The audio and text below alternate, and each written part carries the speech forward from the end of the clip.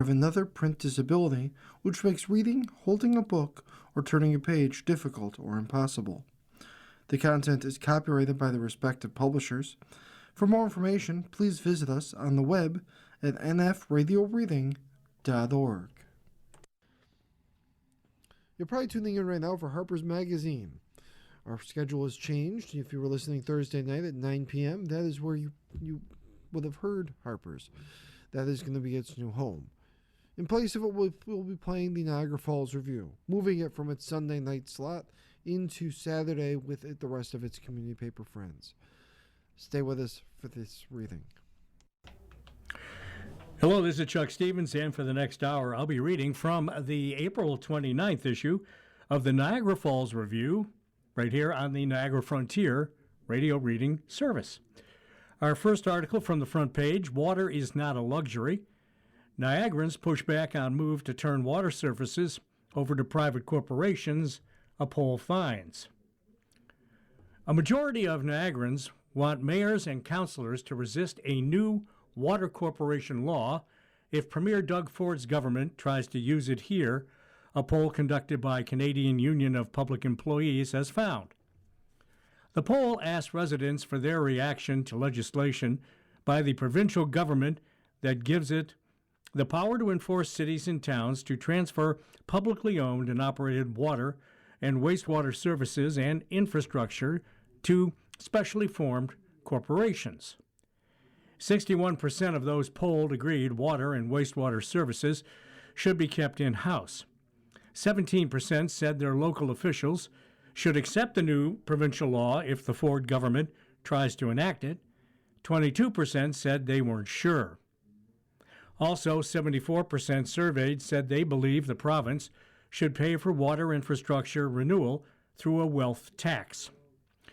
Research company conducted a public opinion survey of 963 voting age residents from March 28th to April 4th. Krista Lang, chair of CUPE Ontario's Municipal Workers Committee, said during a news conference last week that changes buried in omnibus legislation will allow for the privatization of water and wastewater services.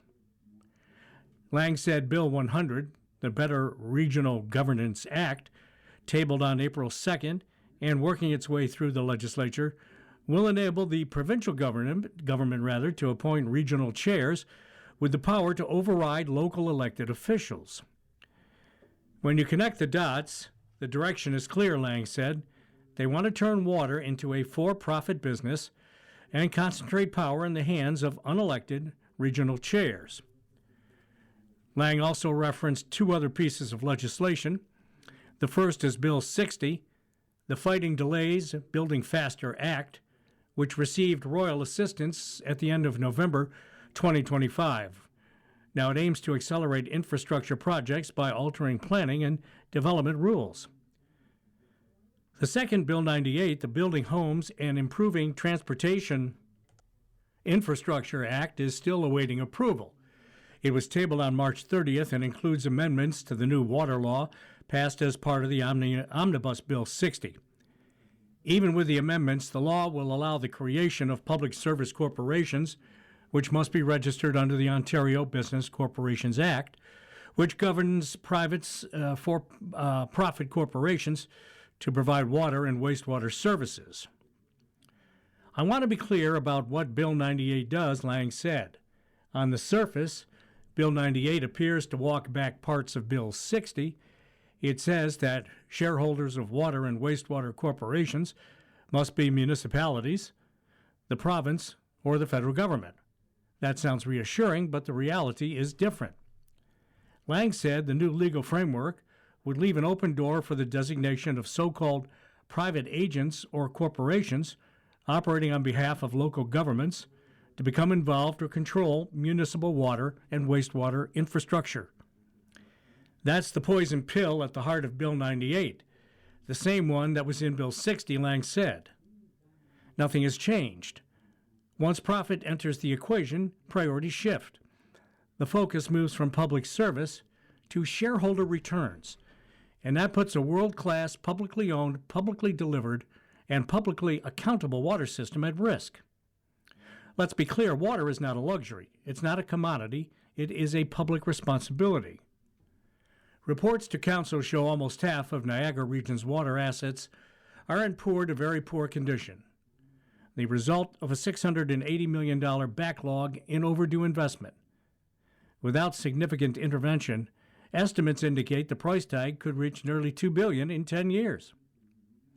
8 Niagara mayors from Pelham, Thorold, Fort Erie, Waynflete, Niagara-on-the-Lake, Port Colborne, Grimsby, and West Lincoln wrote a letter to Premier Doug Ford on March 22nd that suggested shifting services to public corporations in an effort to improve efficiency, reduce duplication, and save taxpayer dollars. Thorold Mayor Terry Uglini said during a recent regional council meeting he took offense to suggestions that the mayors want to privatize water services. At no time did anybody speak about privatizing water or wastewater, Uglini said.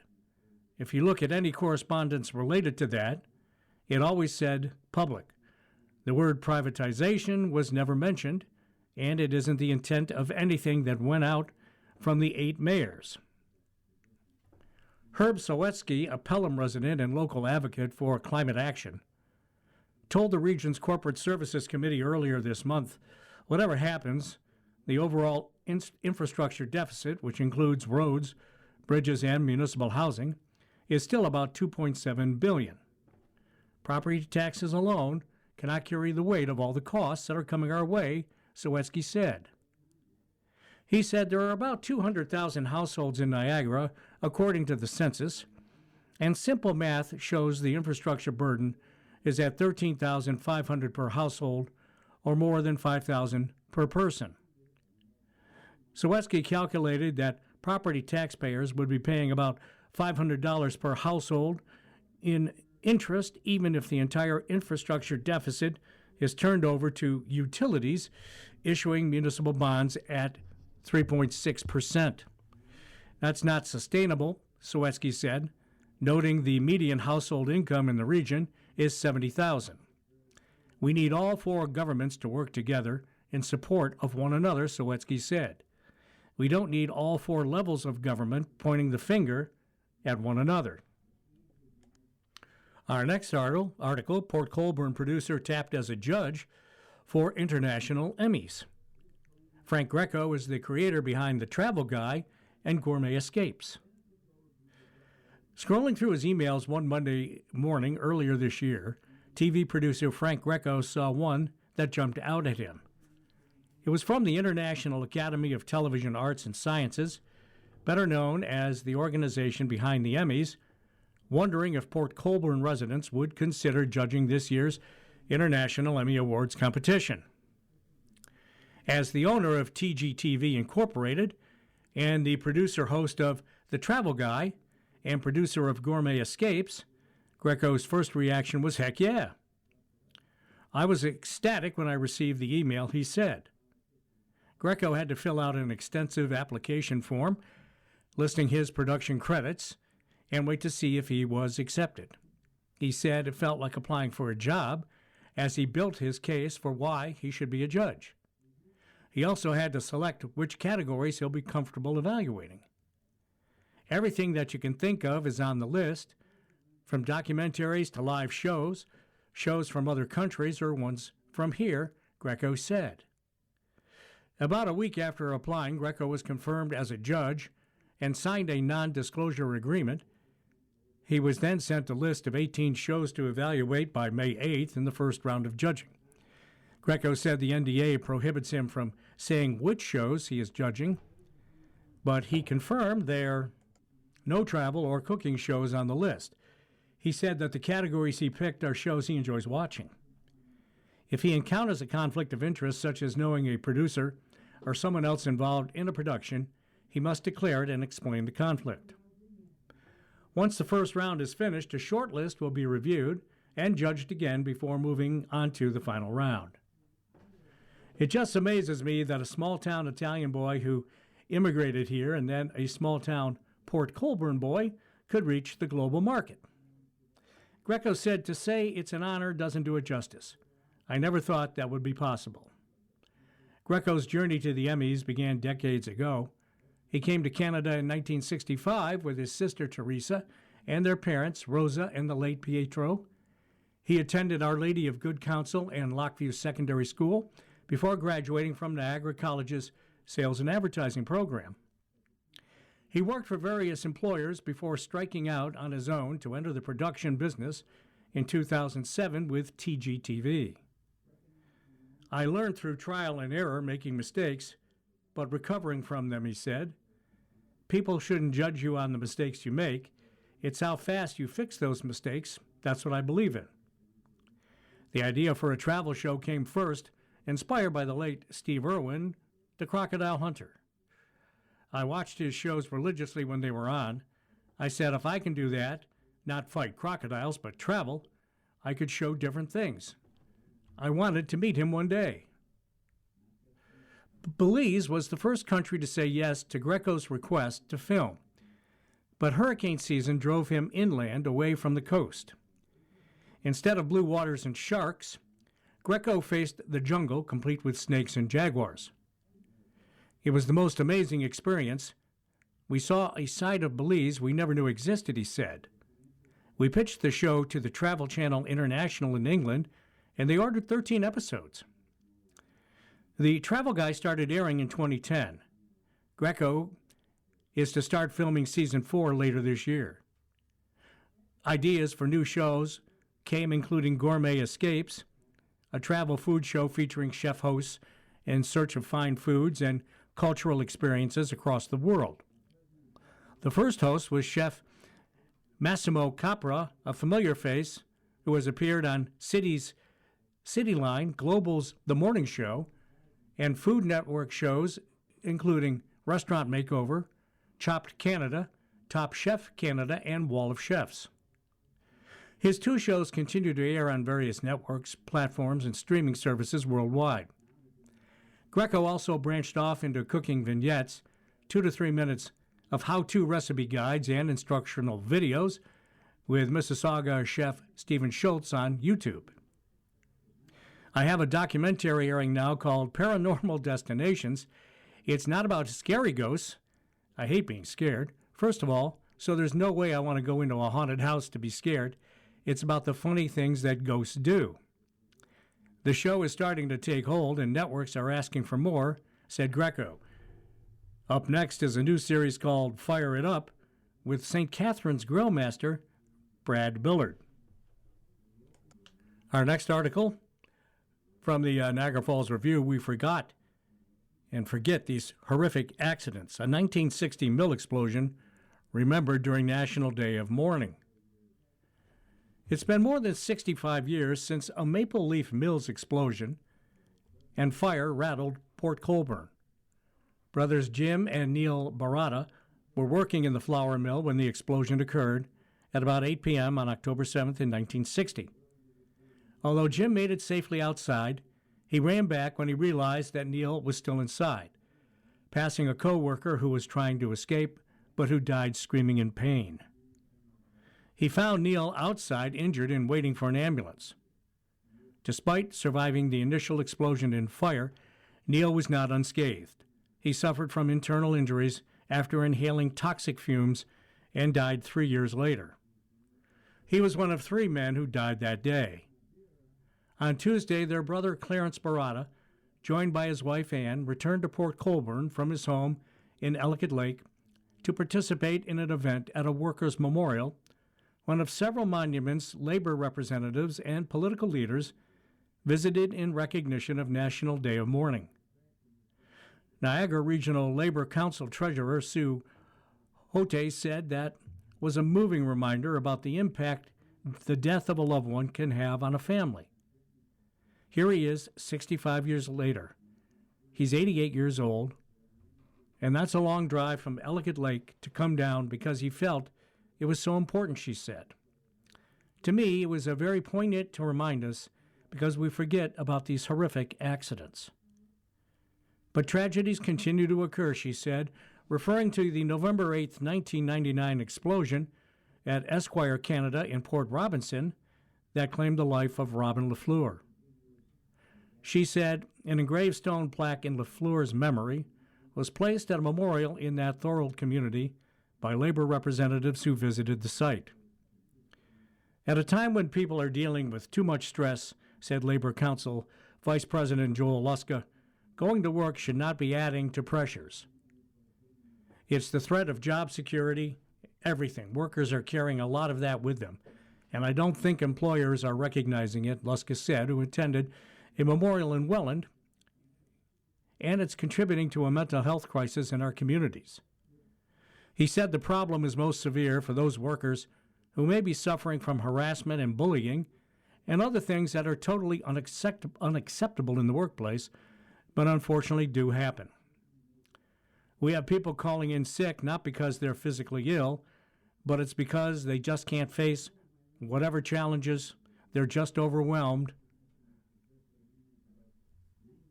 We need to make sure our workers are safe and they come home safely.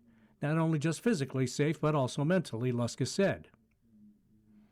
We need to educate our employers and ourselves on noticing burnout in ourselves and with others so we can protect each other and have a safer workplace. It's getting harder. People are missing work and people don't always have paid sick time, and they can't afford it, he said. Maybe we all need to show a little bit more compassion and reflect on how we treat each other so we're not adding to the crisis. Welland Regional Councilor Pat Shikoko called April 28th the labor movement's most solemn day, but also one where we refocus on preventing future workplace injuries and deaths. Every injury, disease, or death serves a powerful reminder that employers have an important responsibility to ensure that all workplaces in Ontario are healthy and safe, he said. Today is a day to remember all those Canadians who left for work and never returned. Welland Ward 5 Council Graham Speck said remembering is not enough. We must commit ourselves to safer workplaces, speaking up against hazards, and ensuring that every worker returns home at the end of the day. You're listening to a reading of articles and features from the Niagara Falls Review on the Niagara Frontier Radio Reading Service. Reminder, you can always stream live from our website on the Listen Live button. Just go to nfradioreading.org and make sure you download our free app onto your smartphone, and you can listen anytime, live or to all the podcasts that are stored as well. Child with a lighter ignites house fire, the next article from the Niagara Falls Review. 7 residents displaced from Wallace Street's homes. A St. Catharines family escaped their burning home Monday evening thanks to a quick response from firefighters. Deputy Fire Chief Trevor Parker said St. Catharines Fire and Emergency Services was quickly notified after smoke could be seen coming from basement windows of the semi-detached home at 26 Wallace Street at the intersection of Powerview Avenue. There was a lot of smoke damage, he said. It started in the basement of the home, and it was the result of a child playing with a lighter. Although firefighters were concerned the flames and smoke could spread to other semi-detached residents, Parker said both were contained to the original unit. He credited working smoke alarms for alerting the home's occupants to the fire, adding all were outside when firefighters arrived aboard 6 fire trucks. Firefighters searched the home to ensure no one was left behind. Parker said one person was treated by paramedics for minor smoke inhalation.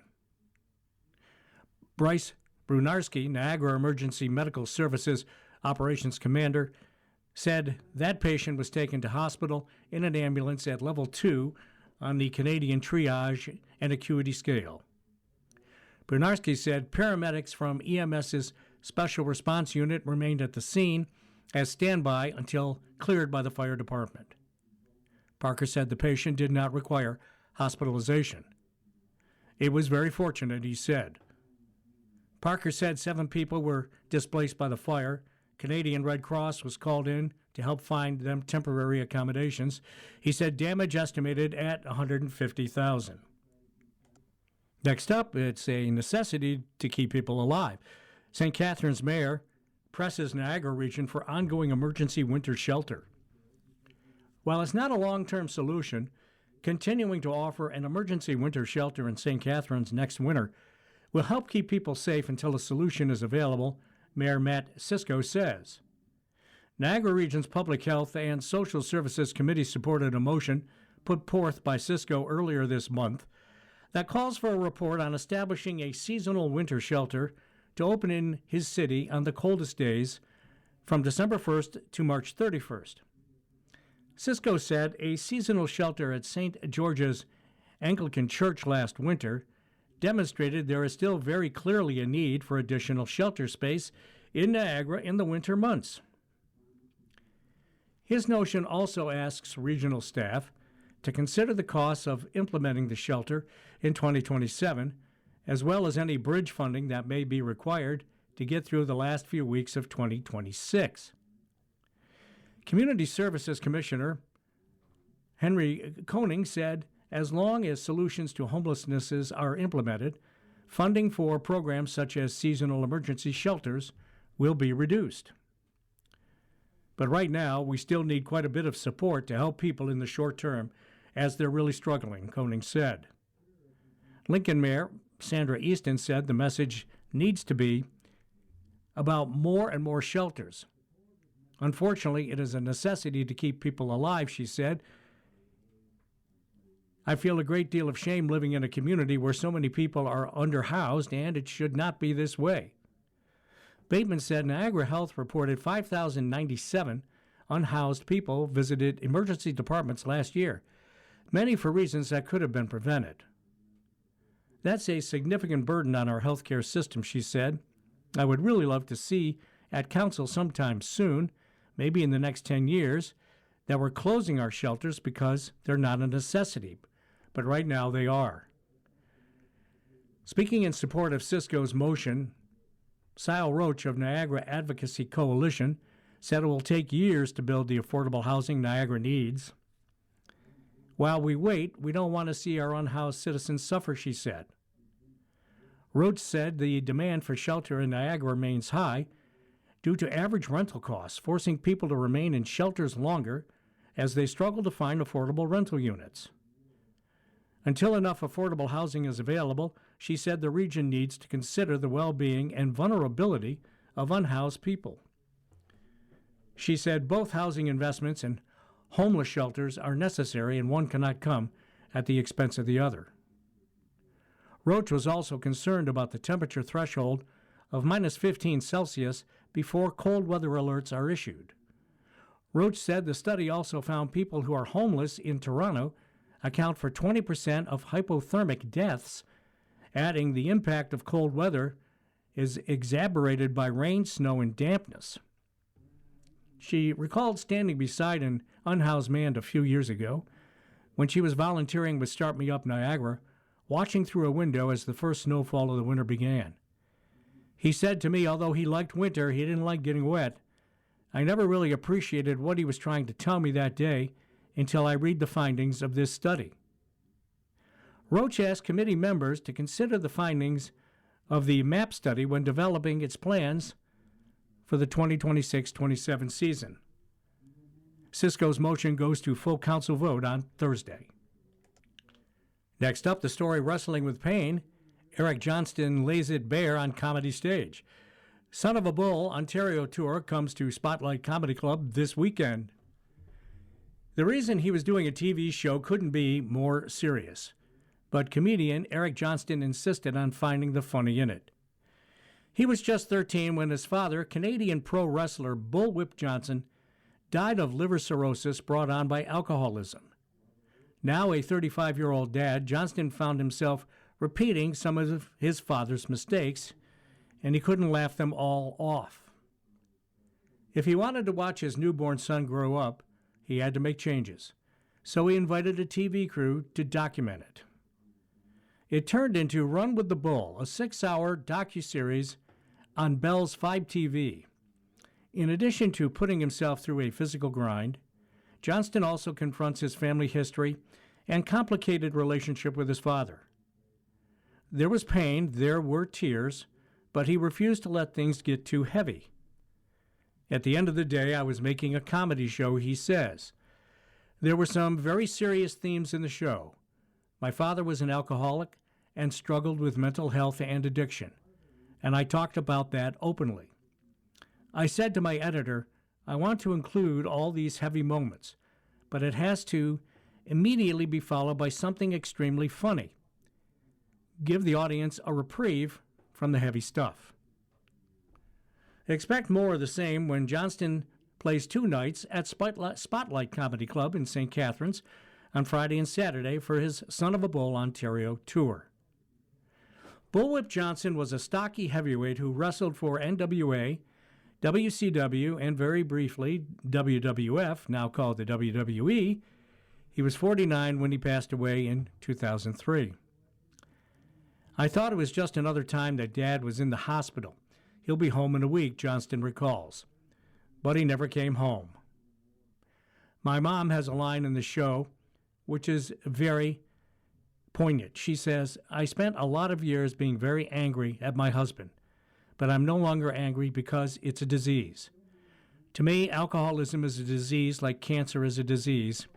It's a genetic disease. I got a lot of great things from my father, but alcoholism is not one of them. I've only been hungover twice since my baby was born, and I've regretted it both times. For a time, Johnston pondered following his dad into the wrestling world. But being naturally funny, he realized he could get the same high of audience approval in comedy clubs, minus the body slams.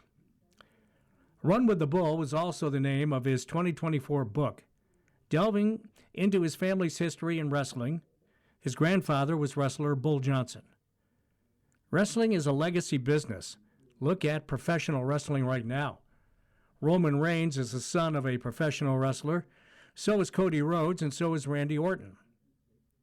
It's something I lusted over for many years, but wrestling hurts. I didn't want to get into that space. I found my thing, and it was comedy, said Johnson, who has played iconic clubs including the Comedy Store in Los Angeles and the Laugh Factory in Chicago. For tickets to a St. Catharines show, go to spotlightcomedy.ca. Let's check in with the opinion page from the Niagara Falls Review. ER death should be a call for a change. This piece written by Sean Longboat.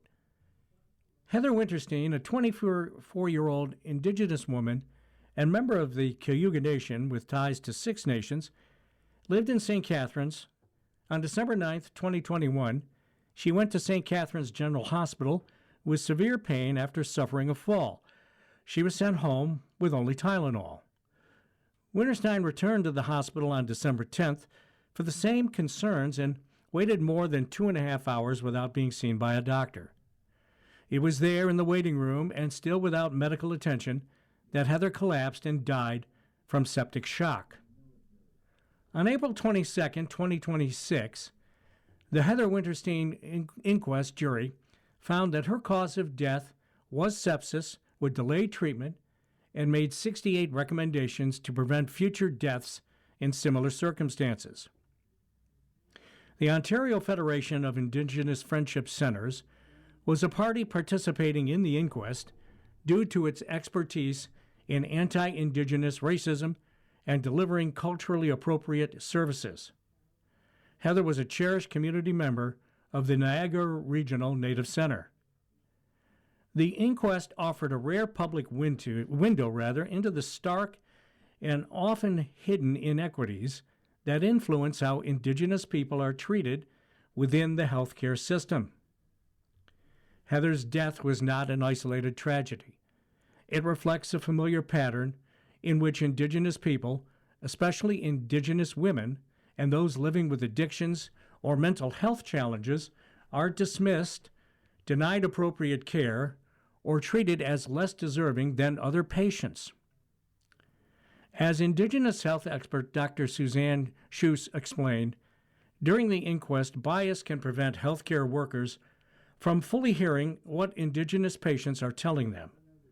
Dr. Schuss emphasized that systemic racism does not require intent to harm and can occur even when healthcare workers are not aware that a patient is Indigenous. To understand systemic racism, one must look at impact and not intent. For more than 30 years, Indigenous peoples have been advocating for cultural safety to address power imbalances in healthcare. Cultural safety in healthcare ensures patients feel respected, safe, and empowered. It requires healthcare institutions to partner with Indigenous organizations in meaningful ways. It also addresses structural racism, unequal power, and conscious and unconscious bias. This advocacy led to the Indigenous Healing and Wellness Strategy in 1994, which has led to improvements in access to Indigenous-led health services and culturally grounded healing supports. However, there are still major gaps in the system, which this inquest clearly demonstrated. The jury has made a series of recommendations addressing these gaps. It's now the responsibility of those in charge to ensure these recommendations do not sit on a shelf as so many inquest findings have before. Accountability demands action that is visible, tangible, and measurable. This starts with ensuring hospital staff receive mandatory, ongoing cultural safety training delivered by Indigenous-led organizations. It also means providing Indigenous patients with clinical advocates to ensure cultural safety throughout their care. To support Indigenous self-determination, the province should provide dedicated funding to Indigenous communities and organizations to build and expand their provision of health and mental health services. Heather's family believes she was judged before she was cared for. That assumptions were made about her. Her death, which we believe was preventable, exposes just how deeply anti-Indigenous racism and discrimination continue to run in our healthcare system. While nothing can bring Heather back, the jury's recommendations outline a clear and necessary path forward. Let those recommendations be a call to action across Ontario's healthcare and broader systems so that no other Indigenous person faces what happened to Heather. Let it be the beginning of a safer future for all Indigenous people. That was written by Sean Longboat, the Executive Director of the Ontario Federation of Indigenous Friendship Centers. You're listening to a reading of articles and features from the Niagara Falls Review on the Niagara Frontier Radio Reading Service, and your reader for this hour, Chuck Stevens. Thanks for joining us. From the Niagara Falls Review Arts and Life page, a story about relationships. You feel you're unlucky in love, more likely unskilled. This Canadian dating coach says you're a mindset shift away from finding romance. Special to the Toronto Star from Samantha Fink. Romantic comedies have always preached that when you know, you know. So why does it seem these days that more people than ever are fumbling around in the dark when it comes to dating? For those who haven't sworn off dating apps, it's a full-time job trying to interpret their latest Hinge Matches message while vetting another new suitor's Bumble profile.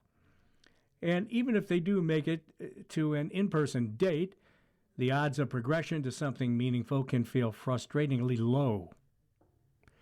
According to Vancouver-based dating coach Amy Chan, most frustrated single people are just one or two mindset shifts away from meeting their person.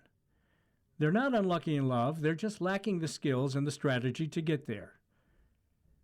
The problem is people keep doing the same thing without realizing it and getting the same results, said Chan, who has been running dating boot camp as well as breakup boot camp workshops for over a decade. They blame the city they live in or their age, but really they're dating without the wrong strategy. Now Chan has written a new book about this, Unsingle, How to Date Smarter and Create Love That Lasts, in which she aims to help daters understand their faulty patterns and equip them with the skills they need to find long-lasting love. So here are her key points. Where you're getting stuck in the dating process. To help frustrated singles figure out where the problem lies, Chan came up with a framework of 5 stages that daters progress through to reach long-term partnerships. During the prospecting stage, Chan encourages her clients to use 3 different methods of generating leads. That could include dating apps, asking friends and family for setups, hosting Bring a Single Friend, dinner parties, and joining social clubs or groups. Next is the discovery stage or vibe check, the first and second date with someone. During the evaluation stage, dates 3 to 20, she said daters should ask themselves, does this person have the same vision for life that I do? Does this person have relationship skills I can work with? The commitment stage signifies a deepening of investment in the relationship. It could be posting your partner on Instagram or introducing them to your family. Finally, the retention stage is about maintenance, when people have to learn how to keep the relationship strong over time. The key is to figure out where you get stuck. If a person keeps getting stuck in the discovery stage, not progressing past a first or second date, Chan helps them see how they may be getting in their own way on dates. If they're having trouble getting to the commitment stage, she tries to rewire their thinking around this. There is no soulmate. You find someone good, and only when you jump in with 2 feet and help each other go through life's hard times do you turn a good relationship into a great one. Then there's the dating app factor. There are external factors at play in dating too. For instance, dating apps can negatively influence how we think about our options. The endless scrolling causes us to try to assemble partners like Build-A-Bear, Chan said, noting many of her clients look for criteria on dating apps that are not predictors of relationship success, like height or income. We're optimizing for the wrong things. Technology has caused us to treat people like they are objects instead of humans. Chan plans to launch a dating app in which users can flag flaky behavior like ghosting or canceling at the last minute. Enough flags will get a user kicked off the app. Back in our parents' generation, if you met someone through work or friends and you behaved poorly, there were social repercussions to keep you in check, Chan said. Now, if you're matching with someone who lives in another zip code, they can ghost, and there are no consequences. I want to keep the dating pool clean. The chemistry compass is a tool Chan uses to help her clients understand what draws them towards certain people over others. For the longest time, my chemistry compass was pointing me towards people who made me feel very anxious, Chan said. I had the brutal realization that my chemistry compass was broken. As a result, she set out on a dating experiment to reset it and find a healthy partner, a process she detailed in her book. Chan also notes that we've begun to reject people too quickly for silly reasons. I icked a guy because he wore sandals on our second date, she recalled. I look back now and think, how emotionally immature was I, because he was a good guy. Once you do start a relationship, it's time to maintain it. Chan has isolated 4 pillars that she says predict relationship success. Chemistry indicates your physical, emotional, or intellectual connection, which will evolve over a lifespan.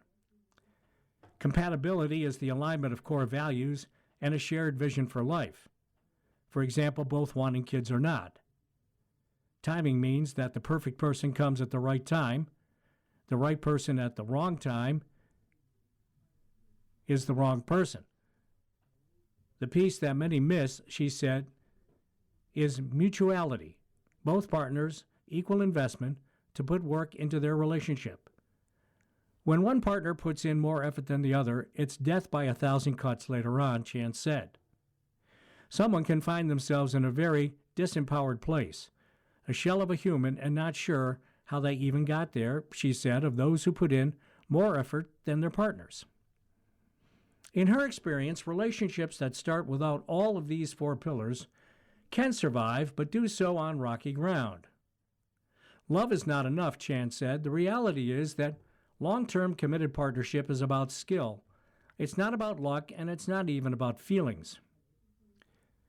Part of it is getting through the shift from the relationship's passionate stage to its companionship stage. During the passionate stage, Chan said, the sense of possibility around a new partner corresponds with the release of dopamine in the brain. A year to 18 months in, however, dopamine is replaced by here and now chemicals like vasopressin, which allows us to feel safe, stable, and calm. Some people believe there's something wrong with their relationship during this time, when in reality the shift signifies a new level of comfort. If you're not sure if your relationship is doomed or just entering the companionship stage, Chan recommends writing a list of your preferences and deal breakers in a partner. Then ask yourself, what are your non-negotiables, and does this person have them? Is there enough good here to warrant working on the relationship? Next from the review, Liberals formalize tax credit reversal. Extension of break for enhanced oil recovery projects is included in Spring Economic Update. From Ottawa, the Spring Economic Update the federal government released on Tuesday seeks to formalize a pivot in climate policy that first appeared in last year's energy agreement with Alberta. In the 2025 budget, the Liberals promised to not make enhanced oil recovery eligible for a tax credit for the development of carbon capture and storage systems. But 10 days after that budget passed, the House of Commons, Ottawa extended that tax credit to enhanced oil recovery projects in its Energy Memorandum of Understanding with Alberta. The flip-flop cost Prime Minister Mark Carney a cabinet minister, as Stephen Guilbeault resigned the day Alberta MOU was announced. The Spring Economic Update lays out the criteria for accessing the tax credit in Alberta and other provinces where there are sufficient regulations to ensure CO2 is permanently stored, such as BC and Saskatchewan. Ottawa projects the measure, which takes effect immediately, will generate $395 million in federal revenue over the next 3 years. Enhanced oil recovery is a carbon capture and storage technology, or CCUS, that captures carbon dioxide from industrial emitters and injects it underground at oil fields. That increases pressure and pushes more oil out of the rock, while the carbon dioxide is trapped underground. Environmentalists see the extension of the tax credits to enhanced oil recovery as a direct subsidy of oil production, while the industry says tax credits are not subsidies. Mark Scholes, president of the Canadian Association of Energy Contractors, told reporters late last year that including EOR and carbon capture credits was a game changer and would put Canada in a much better competitive position for investment compared to the United States. We think that this measure will help to store more carbon, Federal Finance Minister Francois-Philippe Champagne told reporters at a news conference Tuesday. We need to do more in order to make sure that we'd be able to store more carbon. But at the same time, if you look at the state of the world today, you realize that Canada is increasingly that stable, predictable partner of choice when it comes to energy security. In the Spring Economic Update, the government said the credit rate for carbon capture and storage through EOR would be half of the rate for storing carbon geologically or in concrete. Our next article, Ontario eyes ban on cell phones in schools. Provincial governments across Canada are looking at tighter restrictions for youth on social media, artificial intelligence, chatbots, and cell phone use in schools amid growing concerns over their impact on young people. Manitoba Premier Wab Kinew's government recently announced that it plans to ban children from using social media accounts and AI chatbots starting in classrooms. While the details are so far unclear, the idea appears to have support from several other governments. Ontario Education Minister Paul Calandra said Tuesday that he is looking not only at a social media ban, but also a near-total ban on cell phones at schools. I think the evidence is becoming more and more clear that cell phone use in our schools, elementary and our secondary schools, anywhere on site, has become a problem, so we are considering an outright ban of cell phones on school properties across the province of Ontario, Calandra said, adding there would be medical exemptions. Ontario will be working closely with the federal government on a social media ban for kids under a certain age, he said. I think most ministers of education are in agreement that it's not healthy for our kids in our schools to have access, Calandra said. British Columbia Attorney General Nikki Sharma said Tuesday that a mass shooting at a school in Tumbler Ridge earlier this year gave a tragic example of harms that can come from chatbots, as the shooter had worrisome interaction with ChatGPT ahead of the killings. Parents all around the world have seen the harms that can emerge from social media too, she said. We also have a sexploitation leading to suicide, Sharma said. In December, Australia became the first country to create a law enforcing age limits on social media accounts, and it introduced fines for companies found to be non-compliant. Don't forget, you can enjoy all your favorite content from the Niagara Frontier Radio Reading Service on all major podcast platforms. Our next article from the Niagara Falls Review, The King speaks to U.S. Congress about interlinked destinies. King Charles III acknowledged times of great uncertainty as he expressed gratitude to the American people and marked the 250th anniversary of independence from Britain in a speech to the U.S. Congress that highlighted the bonds between the two countries at a time of political turmoil. For all that time, Charles said, our destinies have been interlinked. Charles is only the second British monarch to address a joint session of Congress. His mother, Queen Elizabeth II, delivered a similar speech in 1991, highlighting the historic ties between both countries and the importance of their democratic values. The King picked up on those themes during his remarks on Tuesday, which were delivered in a far different environment than when his mother spoke to the same chamber in the U.S. Capitol. President Donald Trump is in open conflict with British Prime Minister Keir Starmer over the war in Iran. Many of the lawmakers in the room were at the White House Correspondents' Dinner on Saturday, which was disrupted by a shooting that authorities have described as an attempted assassination against Trump. Let me say with unshakable resolve, Charles said, such acts of violence will never succeed. Even as the King focused on common interests, there were subtle nods at issues that have divided the U.S. and the U.K., particularly when it comes to global affairs. He said the countries cannot rest on past achievements as the Iran war tests their relationship. And he urged unyielding resolve in backing Ukraine against Russia, while heralding the NATO alliance that Trump has repeatedly undermined. The King began his day at the White House, where he and Trump greeted each other warmly during a ceremony on the South Lawn. Appearing under gray, drizzly skies, Trump quipped that it was a beautiful British day before shifting his focus to the shared history of the U.S. and the U.K. Making no mention of his dispute with Starmer, Trump drew a line from King John's sealing of the Magna Carta in 1215 to the American Revolution. American patriots today can sing "My Country 'Tis of Thee," sweet land of liberty, only because our colonial ancestors first sang "God Save the King," Trump said. The two leaders huddled in the Oval Office for a meeting that was closed to the public, reducing the potential for the freewheeling, sometimes controversial meetings with foreign officials that have become routine during Trump's second term. Afterward, Trump said it was a really good meeting, and Charles is a fantastic person. From the business page from the Niagara Falls Review, McDonald's trying to tap drinks craze. The chain to launch crafted sodas, refreshers, and iced coffees to compete with rivals like Starbucks. Your next drink order from McDonald's Canada may come in a frosty cup, all but glowing from its fluorescence or brimming with a layer of foam thick enough to give you a milk mustache. The fast food giant is re-imaging the drink menu you grew up with in favor of a new roster launching May 5th.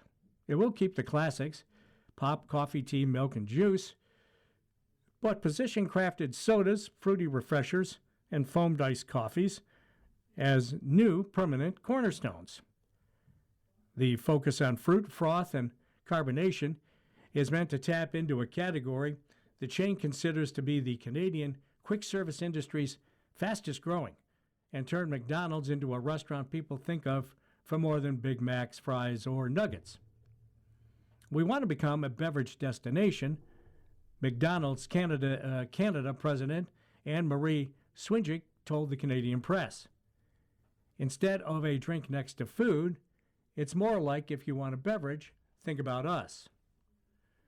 If it works, the strategy will lure in a younger generation that lets social media guide eating habits and push those less beholden to the scroll towards trendier beverages that can supercharge profits. It will also place the company in more direct competition with Frappuccino Haven, Starbucks, and Tim Hortons, which has long sold ice caps, and more recently introduced fruity quenchers, energy drinks, and fancier iced coffees. Swinjick knows her company has been slower to the punch, but maintains it was because the chain needed to intensely study consumer preferences and figure out how best to cater to them. Sometimes we're a little bit late to the party, but I think we are the best guests of the party, she said. The first of the new menu stars are crafted sodas, drinks with pop as a base, flavored syrup mixed in, and foam on the top. They will come in combinations like Sprite Berry Bliss, Orange Dream, and Creamy Strawberry Coke. The drinks, often called dirty sodas, were popularized by The Secret Lives of Mormon Wives. The reality show's cast members frequent U.S. dirty soda chain Swig because Mormons don't drink alcohol, coffee, or tea, but they can have pop. The second menu tentpole will be refreshers, lemonade-based drinks mixed with mango, pineapple, watermelon, blackberry, and passion fruit flavors. They sometimes include freeze-dried strawberries or pearls that burst with juice when popped. The final cornerstone is iced coffees in flavors like French vanilla and salted caramel, and topped with foam. The new drinks will range from $2.49 plus tax for a small iced coffee to $4.19 before tax for a large refresher or crafted soda. The company's drink pivot didn't come overnight. It launched a spin-off restaurant Cosmics in 2023 to test specialty lemonade and teas, blended beverages, and cold coffees. In Canada, it sold Sprite with blue raspberry syrup this past February as part of a collaboration with Drake's brand OVO. The new drink menu is an evolution of these pilots, appealing to everyone from Gen Z to soccer moms pressed for time and hooked on fountain pop or iced coffee, said Searchlight marketing founder Cindy Syracuse. While she wasn't briefed on the Canadian announcement, a recent McDonald's U.S. menu reveal earlier showed many of the drinks will also be sold south of the border. Syracuse thinks she'll squeeze extra cash out of cost-conscious consumers and those increasingly critical of meal combos that have crept well north of $10. McDonald's has responded by freezing the price of a small cup of coffee at $1 for at least a year and dropping McValue meal prices to $5 for the same duration. From the sports page of the Niagara Falls Review, World Cup 2026, Toronto seats moved off FIFA resale site while it retools for a price cap law. FIFA's marketplace for resale World Cup tickets no longer has seats listed for the Toronto matches after a new price cap law came into effect. The Ontario legislation bans people and platforms from reselling seats to events in the province for more than face value. FIFA said its resale platform is being reconfigured to comply with the legislation that became law Friday and are expected to be relisted once the system changes are complete. The organization behind the tournament, running from June 11th to July 19th, says listings for Toronto's World Cup games haven't been deleted but are in limbo while it makes the changes. FIFA's marketplace still has listings for World Cup games in every other host city but Toronto. Resale platform StubHub also continues to sell seats above face value to World Cup matches in Toronto. On Tuesday afternoon, the company had many tickets to Canada's first game. A face-off against Bosnia-Herzegovina, listed for a few $1,000s. A handful in lower bowl prices were also at $72,705 apiece. Last week, the company said it had yet to comply with the new Ontario legislation because of insufficient guidance. StubHub spokesperson Jack Stern told the Canadian press on Tuesday issues still linger even after the company had a productive conversation with Stephen Crawford, Minister of Public and Business Service Delivery, recently. While there are still many outstanding questions, we appreciate their willingness to meet and are updating our system to comply with Bill 97 going forward, Stern said in an email referring to the price cap law. He did not say what the outstanding issues are. Guliana Pakin, a spokesman for Crawford, confirmed Tuesday the province was working with StubHub to help the company become compliant. Businesses that do not comply will face penalties starting at $3,000. The tab can reach up to $250,000 for continued noncompliance. The Ford government put forward the legislation earlier this year after fans became outraged when resale tickets for the most recent World Series and Taylor Swift's Eras Tour were being priced by resellers at several times the face value. The government said the resale cap would protect fans and consumers from exploitative professional resellers who artificially drive up ticket prices. Others worried it would entice event-goers into making purchases in informal markets, which are more prone to scams and drive up the original price of tickets. Another sports note, in hockey, ex-goalie and broadcaster John Garrett passing away at the age of 74. John Garrett, a fixture on Vancouver Canucks broadcasts for more than 2 decades and a former NHL goaltender, has died. He was 74 years old. Sportsnet announced Tuesday Garrett died suddenly and no cause of death was provided. Garrett spent more than 2 decades as the color commentator on Canucks regional broadcasts and was a regular presence on national NHL coverage. He played 2 seasons of Junior A hockey for the Peterborough Petes of the Ontario Hockey Association from 1969 to 1971. Garrett began his broadcasting career in 1986 with CBC's Hockey Night in Canada before joining Sportsnet. Sportsnet said Garrett was a beloved colleague, friend, and one of the most familiar voices in Canadian hockey, adding he brought insight, authenticity, and heart to every broadcast.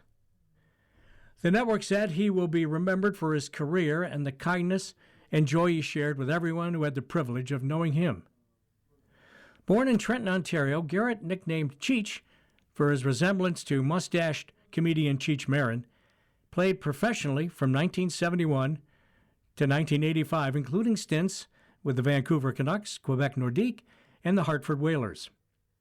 His playing career highlight came in 1983 when he was Vancouver's lone representative at the NHL All-Star Game and appeared headed for MVP honors before Wayne Gretzky scored 4 times in the final 10 minutes.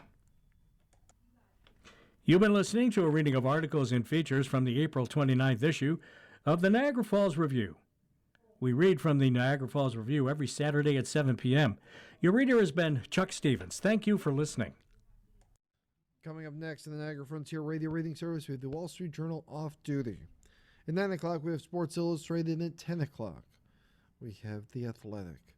Stay with us for these readings and more.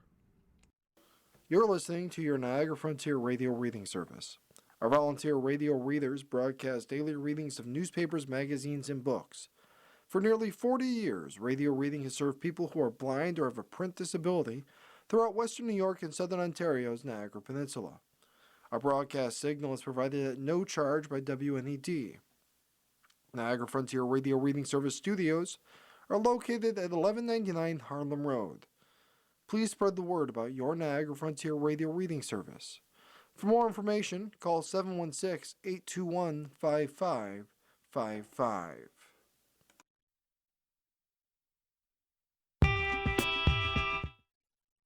The following program is intended for listeners who are blind, have low vision, or have another print disability